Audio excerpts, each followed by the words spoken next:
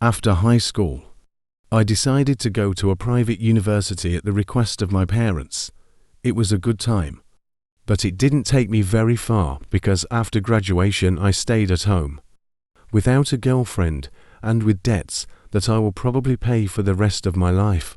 My parents treated me as if I was still in my teens, and it didn't take long for their stupid rules to arrive, and the necessary questions about my future became too much for me to bear. That's not nice either, looking at the smug faces of the whole family. I started looking for a job. I got a job as warder in prison. I was suspicious at first, but the salary seemed good. I knew a lot of horror stories about prison through my friends, and this did not deter me.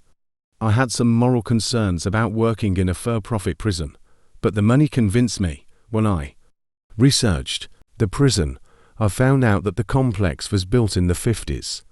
The building was plagued by scandals and corruption until it was built and bought by a company and remodeled.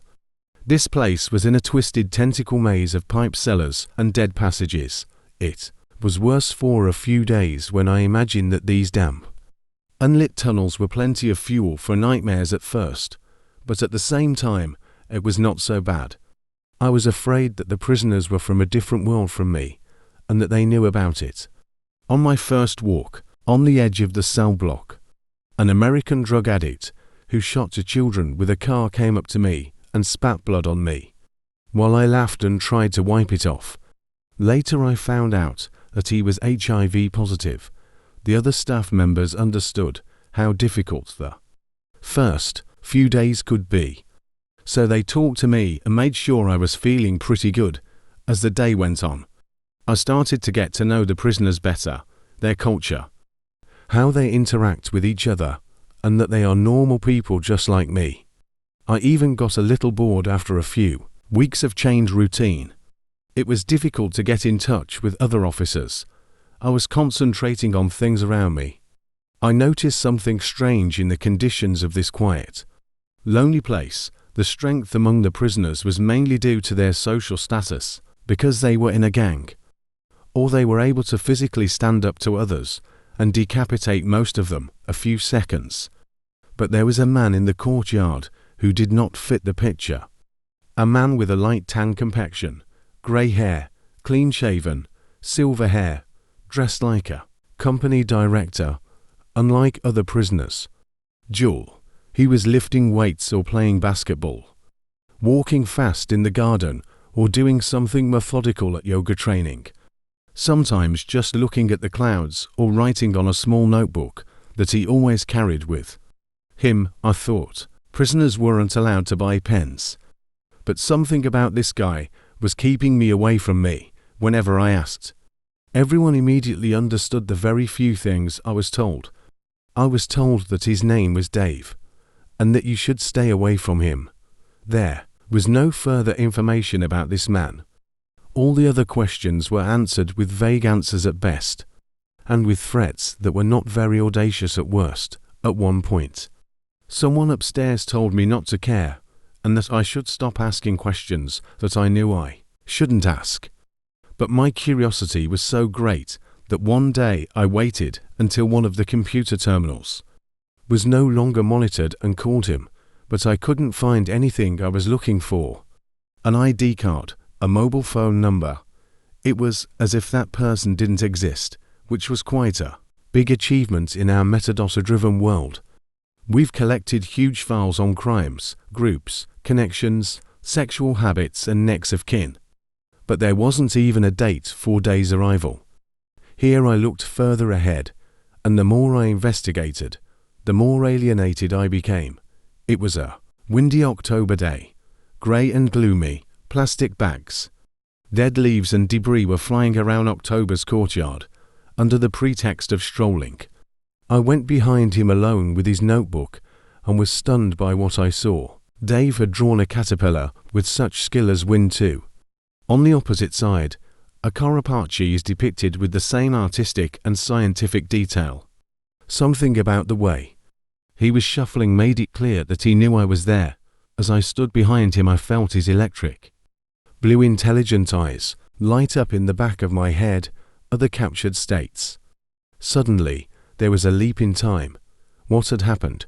Somehow I had lost a few minutes, and I was standing again in front of the door. Leading into the courtyard, I felt tears on my face, and later that week I couldn't piece together what happened. I got sick. My mission was to go during garden time and technically decipher his cell, which was as illegal as looking at his personal information. Eunice was in Block C. I was working in Block B, but I was obsessed. When I reached his cell, I saw that he had a normal door. The cell looked normal except for the forbidden items in the orderly stacks of books and accompanying papers in various languages, a few sketches, a blackboard and candles. This was all a clear violation of the rules, but who was I supposed to report it to? My boss had already made it clear how he felt about talking about Dave, so I had no choice but to return to my post. When I returned to the farm the next day, the weather was fine again. The sun and the cozy atmosphere gave me plenty of time to think about some of my decisions. I had a good job for a few hours, and I finally took control of life. I couldn't risk losing everything because of an old man. Looking back, I would have picked this guy. Don't go after him. Whatever happens, I was lost in thought that day and didn't realize that Finther was standing in front of me. I knew he was behind me even before I turned around. As long as I didn't expect him to stand so close to me, I acted with the fear of a child growing old under your bed looking for you. The strict prison rules said that the prisoner had to keep a certain distance from the guards, but that face was less than an inch away from mine. He just stood there grinning and giggling. I knew at once that laughter would echo in my dreams. I felt a scream rising from inside me. Before I could react, I was pulled away, strong arms towards the strong fluorescent lights and away from the horror in the garden. I didn't remember exactly the hard drumming sound of the boss holding me, or the infusions in the infirmary after the muffled conversations of the nurses. I just remembered lying on pink sheets and a broom closet. I had no idea if I was foggy, but I imagined the door opened and something had a light laugh before pulling me in.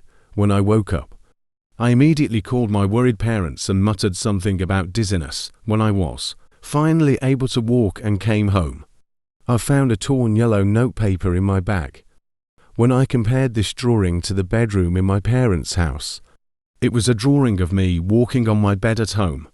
Everything matched each other, from the coffee stains on the table to the pattern of where I slept all night with the lights on, listening to classical music, trying to rock and trying other things to think about after that day. Dave and I kind of seemed to have made a truce. I wouldn't pay unnecessary attention to him, and he wouldn't hurt me. I knew I had been released with a warning. After about 2 weeks, the nightmares ended.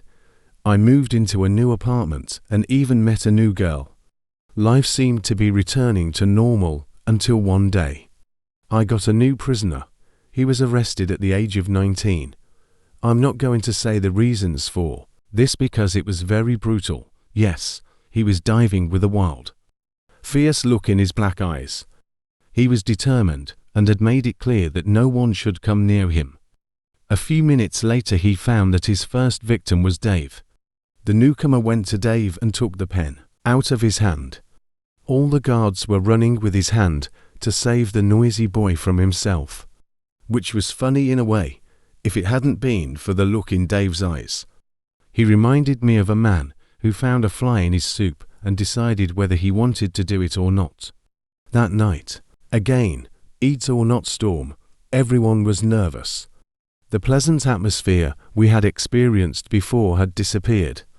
There was almost a riot in the corridors because we had run out of resources.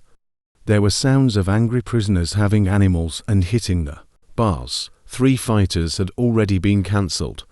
I was assigned to watch the cameras. I wasn't sure if it was because of my past with Dave or because I was a rookie, but I was alone in the main security center and I watched the footage. I didn't know why, but towards midnight something made me nervous. I saw something that froze my blood in my veins. Frank White, a gigantic survivor, helped one of the guards carry the novice to the central hall of Block B. I immediately alerted the other one, radioed the guards, but got no response. How many times I tried, no one answered. I could only watch the newcomer retreat from Block B to Block C, into a small room with a door. I ran without hesitation, but when I saw the door to Dave's room, I knew I was too late. I was just screaming. After a few seconds, the crooks and the guards could have easily stopped me. If they had expected me to do so, I did, but I didn't expect it myself.